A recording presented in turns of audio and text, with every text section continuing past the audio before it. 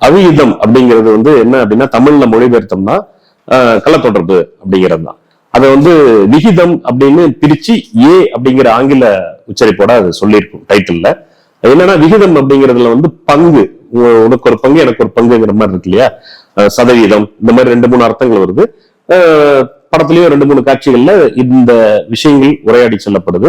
குறிப்பா இந்த கள்ளத்தொடர்பு நடக்கிறதாக இவங்க காட்டக்கூடிய இடம் இருக்கு இல்லையா, அது வந்து 2 குடும்பத்துக்குள்ள பிரச்சனைக்குரிய ஒரு நிலம். அந்த நிலத்துல இருக்கிற ஒரு வெளியே இருக்கக்கூடிய ஒரு குளியல் அறை, இங்கதான் இது நடக்குது. அதுலயும் பிரச்சனை இருக்கு. இந்த விகிதம் யாருக்கு அப்படிங்கிறது நம்ம இது பல கோணங்கள்ல புரிஞ்சுக்கூடிய ஒரு தப்புடைய விகிதம் யாரு மேல எல்லாம் இருக்கு அப்படிங்கிறதும், இந்த சொத்து விஷயம், இப்படி பல விஷயங்கள் படத்துடைய வசனங்கள்ல சில இடங்கள்ல சொல்லப்பட்டிருக்கு. படத்தோட ஒளிப்பதிவு ஸ்ரீராஜ் ரவீந்திரன், ரமேஷ் மேத்யூங்கிற 2 பேர் பண்ணியிருக்காங்க. ரொம்ப பெருசா நார்மலா ஒரு டிராமா ஜானர் தான், அது ஒரு நகைச்சுவையான ஒரு காமெடி டிராமா ஜானர் தான். அதுக்கு என்ன வேணுமோ அந்த அளவுகள்ல சிறப்பாவே செஞ்சிருக்காங்க அப்படிங்கிறது தான்.